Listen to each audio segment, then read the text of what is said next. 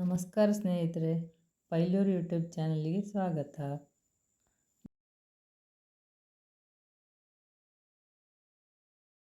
ನೋಡಿ ಇಲ್ಲಿ ಇದಕ್ಕೆ ಹೇಳಿದು LP ಅಂತಲ್ಲಪ್ಪ ಅಂತ ಹೇಳಿದ್ದಕ್ಕೆ ಲಾಂಗ್ ಪ್ಲೇಯರ್. ಅದಕ್ಕೆ MS ಗೋಪಾಲಕೃಷ್ಣನ್ ಅಂತ ವಯಲಿನಿಸ್ಟ್ ಇದ್ದಾರಲ್ಲ ಅವರದ್ದು ಒಂದು LP ಇದು ಹೀಗೆ ಬರ್ತಾ ಇತ್ತು. ಸುಮಾರು ಜನಕ್ಕೆ ಗೊತ್ತಿರ್ಬೋದು. ಈಗಲೂ ಕೆಲವು ಹಳೆಯ ಆ್ಯಂಟಿಕ್ ಐಟಮ್ಗಳು ಸಿಗುವಲ್ಲಿ ಸಿಗ್ತದೆ. ಅಂದರೆ ಇಲ್ಲಿ ಇವರ ಸಂಗ್ರಹದಲ್ಲಿ ಏನು ಉಂಟು ಅಂತ ನಾನು ಹೇಳಲಿಕ್ಕೆ ಹೊರಟದ್ದು. ಇದು ಫಿಲಿಪ್ಸ್ ಕಂಪನಿದು ಒಂದು ಟರ್ನ್ ಟೇಬಲ್ ಅಥವಾ ಗ್ರಾಮ್ ಫೋನ್ ಟರ್ನ್ ಟೇಬಲ್ ಅಂತ ಕಾಣ್ತದೆ ಹೇಳೋದು. ಹಾಗೆ ಇತ್ತು. ಹಾಗೆ ಇದು ಹೀಗೆ ತಿರುಗ್ತದೆ. ಇದು ಇಲ್ಲಿ ಆನು ಆಫ್ ಮಾಡುವಂಥದ್ದು. ಹೀಗೆ ಇದನ್ನು ಇಲ್ಲಿ ಹಾಕಿ ಇದರಲ್ಲಿ 2 ಸ್ಪೀಡ್ಗಳಿದೆ. ಒಂದು 33, ಇನ್ನು 45. ಆ್ಯಕ್ಚುಲಿ ಇನ್ನೊಂದು ಇವತ್ತು ಇರ್ತದೆ 78 ಅಂತ. ಇನ್ನೂ ಕೆಲವು ಈ ಥರ LPಗಳಿಗೆ ಆ ಥರದ್ದು ಬೇಕಾಗ್ತಿತ್ತು. ಸೊ ಈಗ ಮೋಸ್ಟ್ಲಿ ಹಾಗೆ ಇದು ಈಗ ಅಲ್ಲಿ 33 ಸ್ಪೀಡಲ್ಲಿ ಇದನ್ನು ಸೆಟ್ ಮಾಡೋದು. 33ರಲ್ಲಿಟ್ಟು ಆ ಸ್ಪೀಡಿಗೆ ಸೆಟ್ ಆಗ್ತದೆ. ಹಾಗೆ ಈ ಸ್ಟೈಲಸ್ ಅಂತ ಹೇಳ್ತಾರೆ. ಇದನ್ನು ಇಲ್ಲಿ ತಂದು ಇದನ್ನು ಇಲ್ಲಿ ಕೆಳಗೆ ಮಾಡಿದರೆ ಆಮೇಲೆ ವರ್ಕ್ ಆಗ್ತದೆ.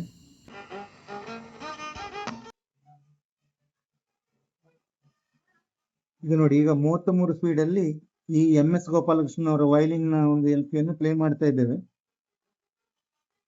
ಅದರಲ್ಲಿ ಬಿಲ್ಟಿನ ಸ್ಪೀಕರ್ ಇಲ್ಲ. ಅದನ್ನು ಅವರ ಇನ್ನೊಂದು tape recorder, cassette player tape ರೆಕಾರ್ಡರ್ನ ಸ್ಪೀಕರ್ಗೆ ಲೈನಿಗೆ ಕೊಟ್ಟು ಇದು 45 ಸ್ಪೀಡಲ್ಲಿ ಇರುವ ಒಂದು LP ಸಣ್ಣದು ನೋಡಿ. ಇದರಲ್ಲಿ ಡಾಕ್ಟರ್ ಬಾಲಮುರಳಿ ಕೃಷ್ಣ ಅವರದ್ದು. ಅದರಲ್ಲಿ ನಗುಮೋಮು ಅವರ ಹಾಡಿದ್ದು 45 ಸ್ಪೀಡಲ್ಲಿ ಇಟ್ಟಿದೆ. ಈಗ ಪ್ಲೇ ಆಗ್ತದೆ.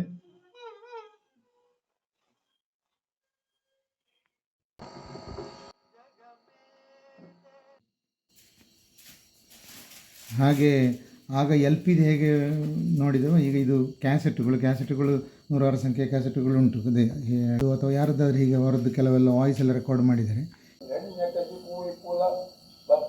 ಇದು ಇಲ್ಲಿಯ ಅಜ್ಜ ಬರೀ ಗೋವಿಂದ ಭಟ್, ತಂದೆ ನನ್ನ ಅಜ್ಜ, ಅವರ ಸ್ವರ. ಇದು ಸಾಮಾನ್ಯ ಒಂದು 40 ವರ್ಷದಲ್ಲಿ ಆ ಟೈಮಲ್ಲಿ ರೆಕಾರ್ಡ್ ಮಾಡಿದ್ದು, ತಂದೆ ರೆಕಾರ್ಡ್ ಮಾಡಿದ್ದು. ಅದನ್ನು ಈಗ ಪ್ಲೇ ಮಾಡಿದ್ದೇವೆ. ಅದರಲ್ಲಿ ಅವರು ಶ್ಲೋಕವನ್ನು ಅವರ ಕಂಠಪಾಠದಿಂದ ಹೇಳ್ತಾ ಇದ್ದಾರೆ.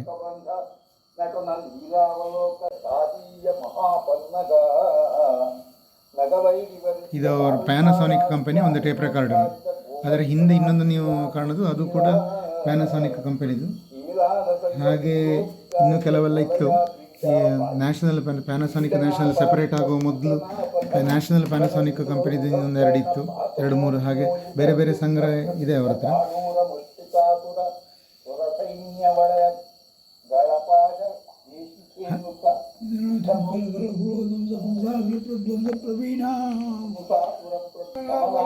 ಅದು ಅಜ್ಜನಿಗೆ, ಅಪ್ಪನಿಗೆ ಮತ್ತು ಅತ್ತೆಗೆ, ಅಂದರೆ ತಂದೆ ಅಕ್ಕನಿಗೆ, ಅವರಿಗೆ ಕಂಠಪಾಠ ಎಲ್ಲ ಬಹಳ ಬೇಗ ಬರ್ತಿತ್ತು. ಯಾವುದೇ ಶ್ಲೋಕ ಪದ್ಯಗಳೆಲ್ಲ ಒಂದು 3-4 ಸರ್ತಿ ಓದಿದರೆ ಕಂಠಪಾಠ ಆಗ್ತಾ ಇತ್ತು. ಮೈಕ್ರೋ ಟೇಪ್ ರೆಕಾರ್ಡರ್ ಅಂತ ನೋಡಿ. ಇದು ವಾಕ್ಮ್ಯಾನ್ ಎಲ್ಲ ಇದೆಯಲ್ಲ, ಅದರಲ್ಲೇ ಸಣ್ಣ ಸೈಜ್ ಇದ್ದು. ಹೀಗೆ ಇದು ಒಂದು ಸೋನಿ ಕಂಪನಿದು, ಇದು ಸ್ಯಾನ್ಯೋ ಕಂಪನಿದು. ಇದರಲ್ಲಿ 2 ಸ್ಪೀಡಲ್ಲಿ ವರ್ಕ್ ಆಗ್ತದೆ.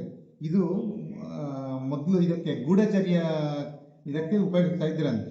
ಅಂದರೆ ಆಗ ಮೊಬೈಲಲ್ಲಿ ಇಲ್ಲದ ಟೈಮಲ್ಲಿ ಕಿಸೆಯಲ್ಲಿ ಇದನ್ನು ಇಟ್ಟುಕೊಂಡು ಬೇಕಾದ ರೆಕಾರ್ಡ್ ಮಾಡೋದಕ್ಕೆ. ತಂದೆ ಇದನ್ನು ಯಾವುದಕ್ಕೆ ಉಪಯೋಗಿಸ್ತಾ ಇದ್ರು ಅಂದರೆ, ಈ ಕೆಲವು ಕಚೇರಿಗಳಿಗೆ ರಶ್ವರಲ್ಲೆಲ್ಲ ಹೋಗುವಾಗ ತುಂಬ ದೂರ ಎಲ್ಲ ಇದ್ದರೆ ದೊಡ್ಡ ಟೇಪ್ ರೆಕಾರ್ಡರ್ ಹೇಗೆ ಹೋಗ್ಲಿಕ್ಕೆ ಆಗೋದಿಲ್ವೋ ಆಗ ಇದನ್ನು ತಕೊಂಡು ಹೋಗ್ತಾ ಇದ್ರು. ಇದು ಕ್ಯಾಸೆಟ್ ಸಣ್ಣದು, ಇದರಲ್ಲಿ 2 ಸ್ಪೀಡಲ್ಲಿ ರೆಕಾರ್ಡ್ ಮಾಡಲಿಕ್ಕೆ ಆಗ್ತದೆ.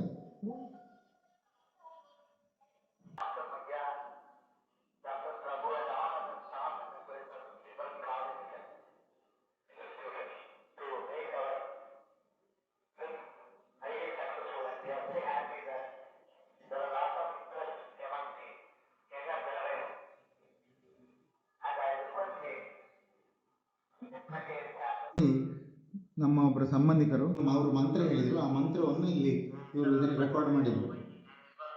ಹಾಗೆ ಇವರು ರೆಕಾರ್ಡ್ ಮಾಡಿದ್ದನ್ನು ಈಗ ನಮಗೆ ಕೇಳಲಿಕ್ಕೆ ಆಗ್ತದೆ.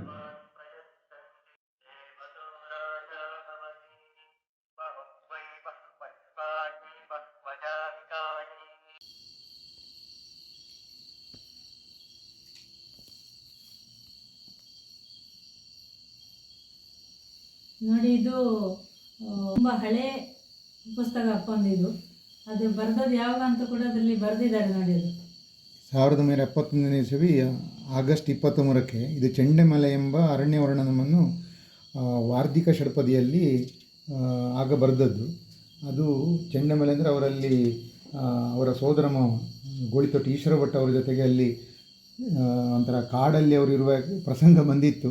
ಅಂದರೆ ಅಲ್ಲಿ ಅವರು ರೈಟರಾಗಿ ಏಲಕ್ಕಿ ತೋಟಕ್ಕಿದ್ದರು. ಹಾಗೆ ಅವರೊಟ್ಟಿಗೆ ಇವರು ಸೇರಿಕೊಂಡಿದ್ದಾಗ ಅಲ್ಲಿ ಈ ಇದನ್ನು ಹಳೆಗನ್ನಡ ರೂಪದಲ್ಲಿ ಬರೆದಿದ್ದಾರೆ. ಅದರಲ್ಲಿ ಸುಮಾರು ವಾರ್ಧಿಕ ಷಡ್ಪದಿಯ ಅಥವಾ ವಾರ್ಧಿಕ ಷಡ್ಪದಿಯ ಕೆಲವು ಪದ್ಯಗಳಿದೆ.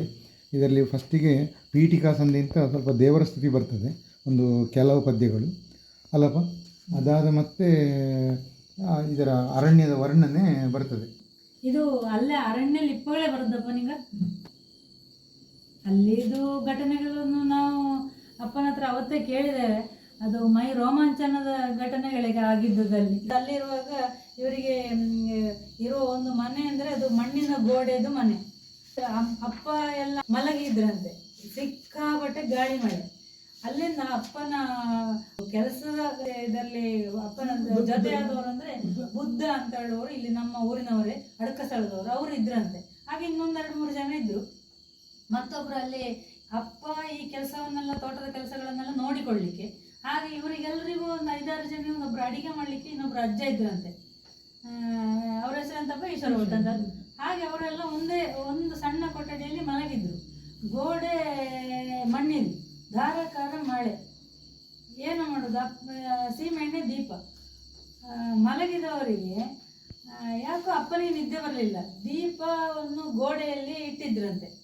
ಆವಾಗ ನೋಡ್ತಾ ನೋಡ್ತಾ ನೋಡ್ತಾ ಅಪ್ಪನ ಯಾಕೋ ನಿದ್ದೆ ಬರಲಿಲ್ಲ. ಆ ಸೀಮೆಎಣ್ಣೆ ಬೆಳಕಿನಲ್ಲಿ ನೋಡಿ ನೋಡಿ ಕೇಳ ಅಪ್ಪ ಹೇಳ್ತಾ ಇದ್ದಾರೆ, ಈ ಗೋಡೆ ಒಂದು ಸೈಡಿಗೆ ವಾರ್ಲಿಕ್ಕೆ ಶುರುವಾಯ್ತಂತೆ. ಅಪ್ಪ ಎಂತಪ್ಪ, ಅವರೆಲ್ಲರೂ ಮಲಗಿದ್ದಾರೆ, ಎಲ್ರಿಗೂ ನಿದ್ದೆ ಬಂದಿದೆ. ಯಾರು ಅಪ್ಪ ಯಾಕೋ ನೋಡ್ತಾ ನೋಡ್ತಾ ಇದ್ದಾಗ ಈ ಗೋಡೆ ವಾಲಿಕೊಂಡು ಬಂತಂತೆ. ಬಂದ ಕೂಡಲೇ ಅಪ್ಪ ಬೊಬ್ಬೆ ಹಾಕಿದಾರಂತೆ, ಹೇಳಿ ಹೇಳಿ ಗೋಡೆ ಬೀಳ್ತದೆ ಈಗ ಅಂತ. ಅಪ್ಪ ಹೇಳಿ ಅವರೆಲ್ಲ ಎದ್ದು ಹೊರಗಡೆ ಬಂದದ ತಕ್ಷಣ ಈ ಗೋಡೆ ಬಿದ್ದದ್ದು ಇವರು ಮಲಗಿದ ಜಾಗಕ್ಕೆ. ಏನು ಅಪ್ಪ ಅವರನ್ನೆಲ್ಲ ಆ ಟೈಮಲ್ಲಿ ಬಚಾವ್ ಮಾಡಿದರು. ಈಗ ಇನ್ನೊಂದು ಅವರು ಬರೆದ ಪುಸ್ತಕವನ್ನು ನೋಡಿ ಒಂದ್ಸಲ, ಹೇಗೆ ಯಾವ ರೀತಿ ಅಕ್ಷರ ಇದೆಲ್ಲ ಅಪ್ಪ ಅಂದ್ರೆ. ಇದು ಹೀಗೆ ಬರೀಲಿಕ್ಕೆ ಸುಮಾರು ಬರೆದಿದ್ದಾರೆ. ಇಲ್ಲಿ ಒಂದು ಈಗ ಮಾಮೂಲಿ ಕಿಂಗ್ ಸೈಜಲ್ಲಿ ಪುಸ್ತಕದಲ್ಲಿ ಅವರು ಬರೆಯುವುದು, ಮತ್ತು ಕೆಲವು ಲಾಂಗ್ ಬುಕ್ಕಲ್ಲಿ ಬರೆದಿದ್ದಾರೆ.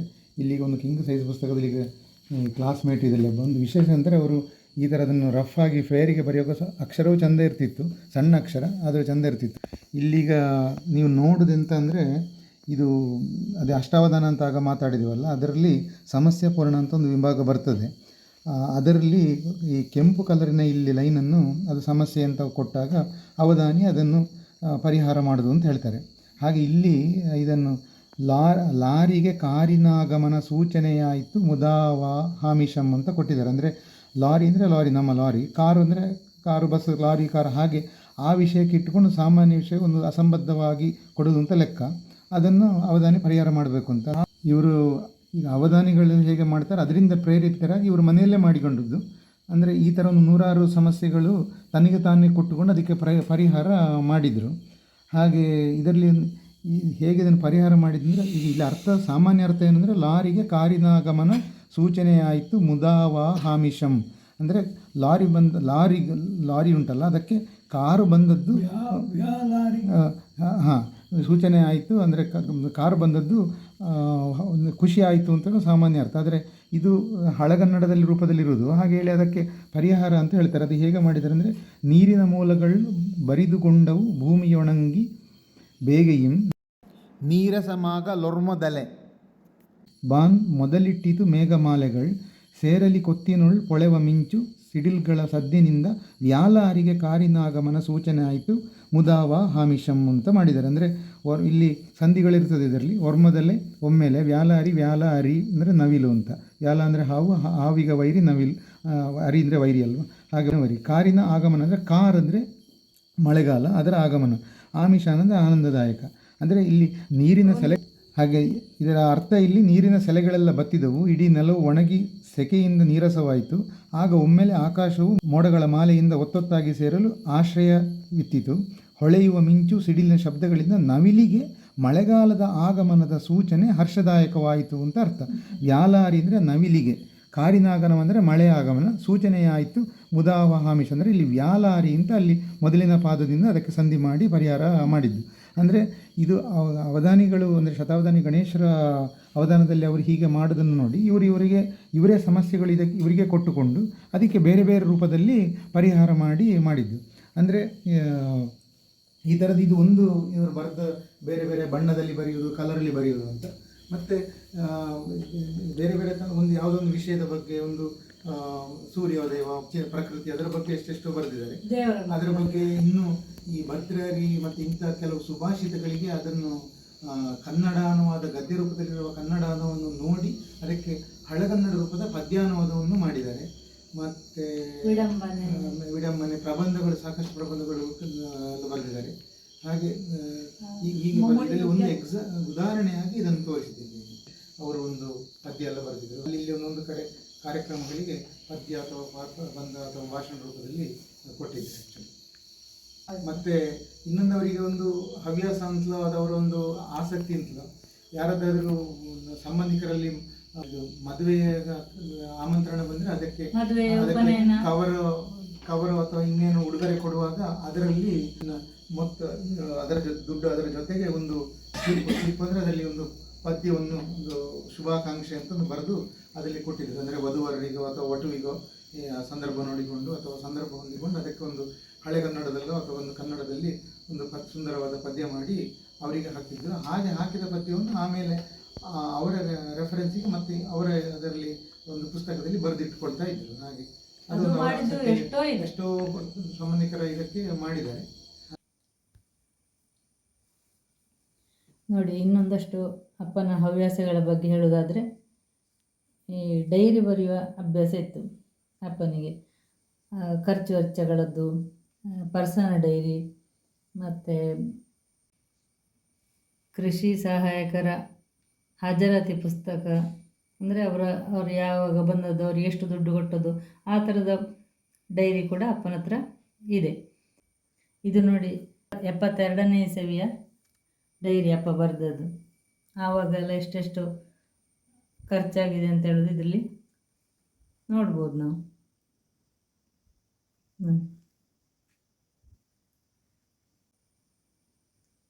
ಪೆರ್ಲ ಅಂದರೆ ಹತ್ತಿರದ ಪಟ್ಟಣಕ್ಕೆ ಹೋಗಿ ಬರಲಿಕ್ಕೆ ಆಗಬೇಕಾದದ್ದು 20 ಪೈಸೆ, ಹೇರ್ ಕಟ್ಟಿಗೆ 1 ರೂಪಾಯಿ, ಊದುಬತ್ತಿಗೆ 25 ಪೈಸೆ, ಸಾಬೂನಿಗೆ 1 ರೂಪಾಯಿ 7 ಪೈಸೆ. ಹೀಗೆ ಅಲ್ಲ, ಆ ಟೈಮಲ್ಲಿ ಇಷ್ಟೇ ಇತ್ತು ಅಂತ ಹೇಳಿದರೆ ಅದನ್ನ ಯಾವುದೇ ಇನ್ಕಮು ಕೂಡ ಅಷ್ಟೇ ಇದ್ದದ್ದು. ಆದ ಕಾರಣ ಖರ್ಚು ಕೂಡ ಅಷ್ಟರ ಆ ಥರದ್ರಲ್ಲಿ ಇತ್ತು ನೋಡಿ.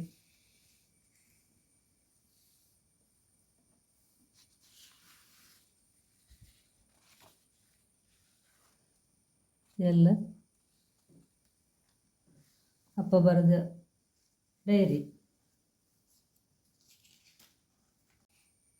ಡೈರಿ ಇದೊಂದಾದರೆ ಈ ಥರ ಆದರೆ ನೋಡಿ. ಇನ್ನೊಂದು ನಾವು ಹೇಳಿದೆವಲ್ಲ, ಸ್ಟ್ಯಾಂಪು ಕಲೆಕ್ಷನ್ ಮಾಡ್ತಿದ್ರು ಅಪ್ಪ ಅಂತೇಳಿ ನೋಡಿ.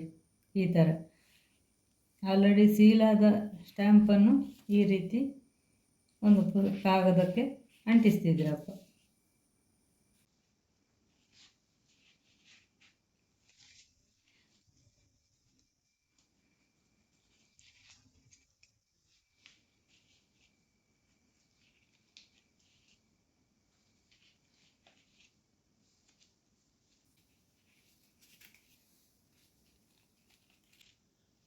ABCD ರೀತಿಯಲ್ಲಿ ಕೂಡ ಅಂಟಿಸ್ತಿದ್ರು.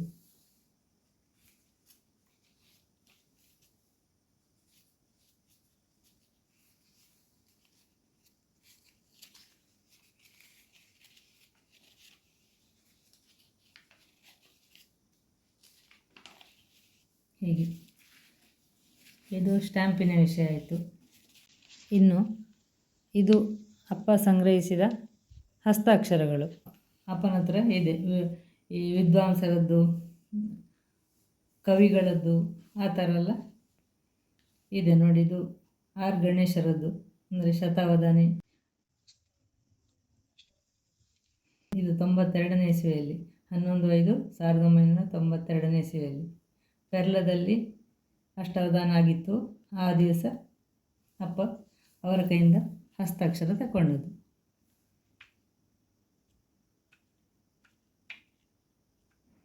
ನೋಡಿ, ಇದೆಲ್ಲ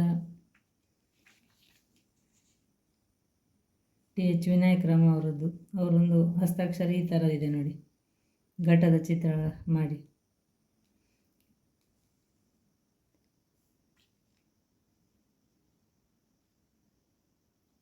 ಲಾಲ್ಗುಡಿ ಜಯರಾಮ್ ಅವರದ್ದು, ಸಂಗೀತ ವಿದ್ವಾಂಸರಾದ ಲಾಲ್ಗುಡಿ ಜಯರಾಮ್ ಅವರದ್ದು.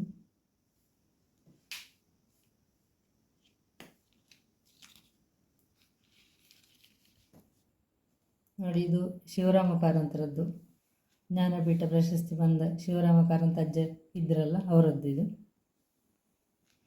ಈ ಆಟೋಗ್ರಾಫ್ ಪುಸ್ತಕದಲ್ಲಿ ಅದೇ ಆತ ವಿದ್ವಾಂಸರದ್ದು ಎಲ್ಲ ಇರುವಂಥ ಆಟೋಗ್ರಾಫ್ ಬುಕ್ಕು. ಇನ್ನೊಂದರಲ್ಲಿ ಇದೆ, ಇದರಲ್ಲಿ ತೋರಿಸ್ತಾ ಇದ್ದ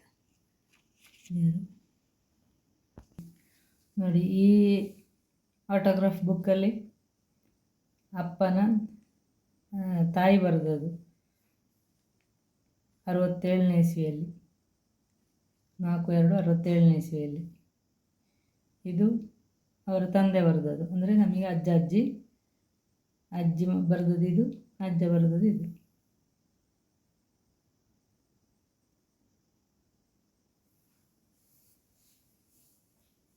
ಅರವತ್ತೇಳನೇ ಇಸ್ವಿಯಲ್ಲಿ ಬರೆದದ್ದು ನೋಡಿ. ಇದು ಅವರ ಅಕ್ಕ ಬರೆದದ್ದು, ಬಿಳ್ಕೆಂಜ ಲಕ್ಷ್ಮಿ ಅಂತ ಹೇಳಿದೆವಲ್ಲ.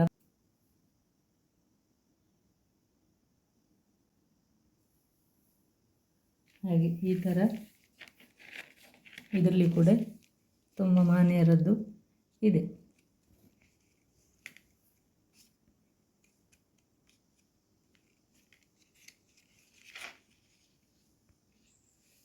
ಇದವರ ಸೋದರ ಮಾವ ಬರೆದದ್ದು, ಅಪ್ಪನ ಸೋದರ ಮಾವ ಬರೆದ ಹಸ್ತಾಕ್ಷರ. ಇದು ಅಪ್ಪನ ಫ್ರೆಂಡ್ ಒಬ್ಬರು ಶಂಕರಭಟ್ ಅಂತ ಇದ್ದಾರೆ, ಮುಳಿಯ ಶಂಕರಭಟ್ ಅಂತ, ಅವರು ಬರೆದದ್ದು. ದೇಶಪ್ರೇಮಿ ಪತ್ರಿಕೆಯಲ್ಲಿ ಕೆಲಸ ಮಾಡ್ತಿದ್ರು ಆಗ, ಅಪ್ಪನೂ ಆ ಪತ್ರಿಕೆಯಲ್ಲಿ ಕೆಲಸ ಮಾಡಿದರು. ಅವರು ಬರೆದ ಹಸ್ತಾಕ್ಷರ.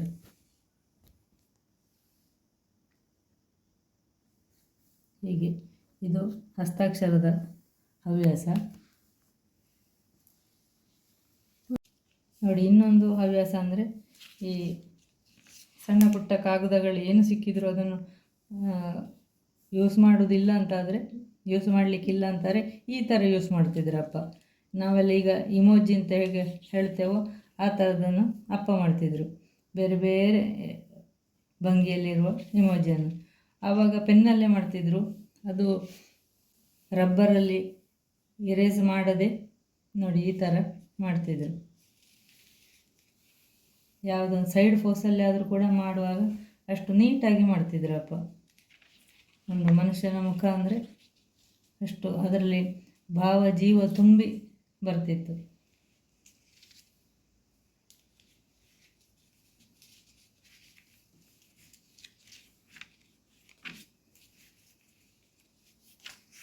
ನೋಡಿ, ಎಲ್ಲಿಯೂ ಒಂದು ಚಿತ್ತಾಗುವುದಾಗಲಿ ಅದನ್ನು ಒರೆಸೋದಾಗಲಿ ಏನು ಮಾಡಲಿಕ್ಕಿಲ್ಲ, ಡೈರೆಕ್ಟ್ ಮಾಡಿಕೊಂಡೇ ಹೋಗೋದು. ಅದರಲ್ಲಿ ಅಷ್ಟು ನೈಜತೆಯನ್ನು ಕಾಪಾಡಿಕೊಳ್ತಿದ್ರು.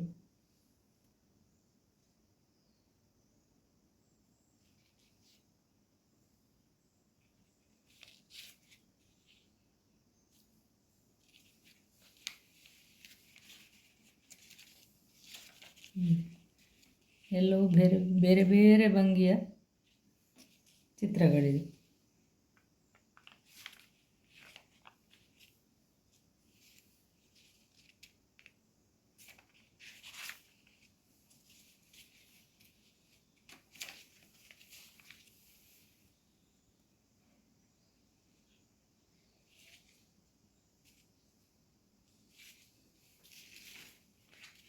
ಅಪ್ಪನಿಗೆ ಒಂದು ಕಾಗದವನ್ನಾದರೂ ಕೂಡ ಆ ಥರ ಬೇಡ ಅಂತಾದರೆ ಅದನ್ನಷ್ಟು ಆ ಥರ ಚಿತ್ರ ಮಾಡುವ ಅಭ್ಯಾಸ ಅಪ್ಪನಿಗಿತ್ತು.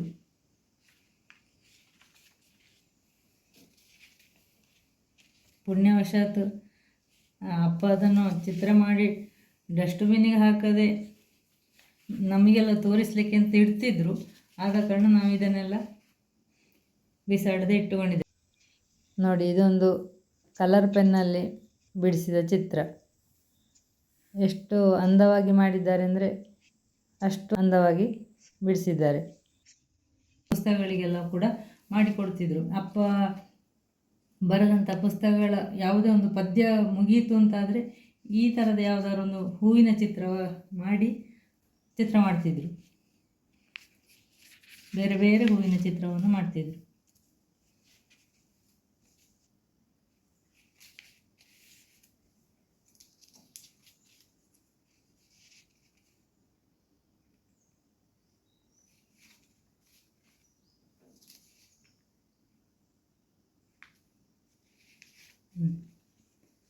ಇದೆಲ್ಲ ಅಪ್ಪನ ಹವ್ಯಾಸಗಳಿದೆ. ಹವ್ಯಾಸಗಳಲ್ಲಿ ಇದು ಒಂದು ಆಯ್ತಲ್ಲ. ಈಗ ಇನ್ನೊಂದು ತೋರಿಸ್ತೇನೆ.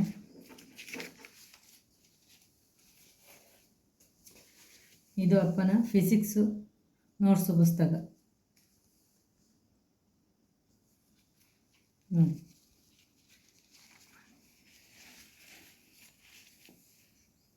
1/10/1966 ಇಸ್ವಿಯ ಅಪ್ಪನ ಫಿಸಿಕ್ಸ್ ನೋಟ್ಸು. ಅಪ್ಪ ಮಡಿಕೇರಿಯಲ್ಲಿ PUC ಮಾಡುವಾಗ ಬರೆದಂಥ ನೋಟ್ಬುಕ್ ಇದು. ನೋಡಿ, ಅಪ್ಪನ ಅಕ್ಷರವಾಗಿ ಚಂದ.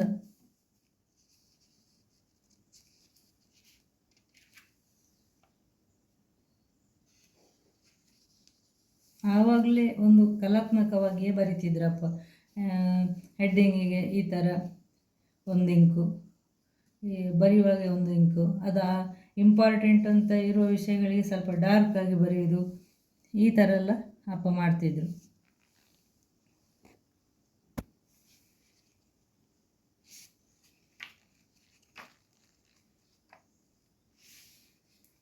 ಎಲ್ಲಿಯೂ ಒಂದು ಚಿತ್ತಾಗಲಿ ಅದನ್ನು ಕಾಟ್ ಹಾಕೋದಾಗಲಿ ಯಾವುದು ಕೂಡ ಅಪ್ಪನ ಬರಹದಲ್ಲಿ ಇಲ್ಲ ಅಂತಲೇ ಹೇಳ್ಬೋದು.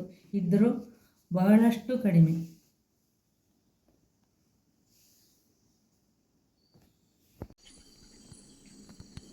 ಇದು ಹಿಂದೆ ನವಭಾರತ ಪತ್ರಿಕೆಯ ಸಾಪ್ತಾಹಿಕ ಪುರವಣಿಯಲ್ಲಿ ಅವರದ್ದೊಂದು ಪದ್ಯ ಪ್ರಕಟ ಆಗಿತ್ತು, ಕಾಲಪುರುಷನಿಗೆ ಅಂತ ಹೇಳೋದು. ಅದರ ಪೇಪರ್ ಕಟ್ಟಿಂಗು ಒಂದು ಸ್ಯಾಂಪಲ್.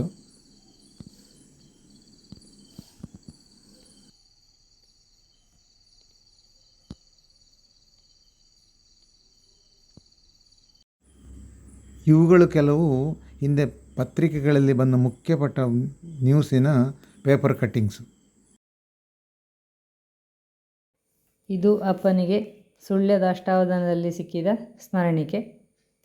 ಇದು ಬೆಂಗಳೂರಿನಲ್ಲಿ ನಡೆದ ಶತಾವಧಾನದಲ್ಲಿ ಸಿಕ್ಕಿದ ಸ್ಮರಣಿಕೆ.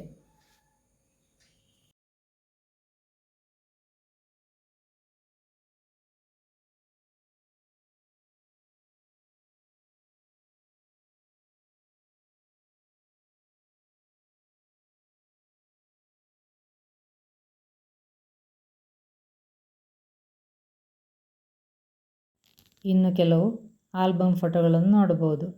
ಇವರು ನಮ್ಮ ಅಜ್ಜ, ಅಂದರೆ ತಂದೆಯ ತಂದೆ. ಇವರು ತಾಯಿ ಮತ್ತು ತಂದೆ. ಇದರಲ್ಲಿ ನಾನು, ಅತ್ತೆ, ಅಪ್ಪ ಮತ್ತು ಅಮ್ಮ. ಇದರಲ್ಲಿ ಅಪ್ಪ ಮತ್ತು ಅಪ್ಪನ ಅಕ್ಕ, ಅಂದರೆ ಅತ್ತೆ ನಮ್ಮ. ಇದು ತಮಿಳುನಾಡು ಟೂರ್ ಹೋದ ಸಂದರ್ಭದಲ್ಲಿ ತಮ್ಮ ಕರ್ಕೊಂಡು ಹೋಗಿದ್ದ.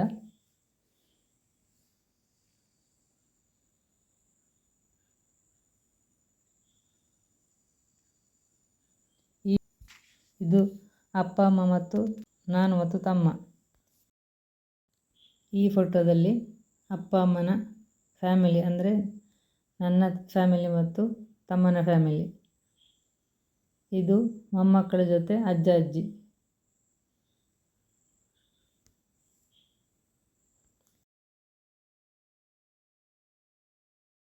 ಇಷ್ಟೊತ್ತು ವಿಡಿಯೋ ಮಾಡಿಕೊಂಡಿದ್ದದ್ದು ನನ್ನ ಮಗಳು ವಾಸವಿ. ಹಾಗೆ ಈಗ ಅವಳು ಅಜ್ಜಿಯ ಮಧ್ಯದಲ್ಲಿ ಕೂತ್ಕೊಂಡ್ಳು. ಆದ ಕಾರಣ ಅವಳು ಇಷ್ಟೊತ್ತು ಬರಲಿಕ್ಕೆ ಆಗಲಿಲ್ಲ.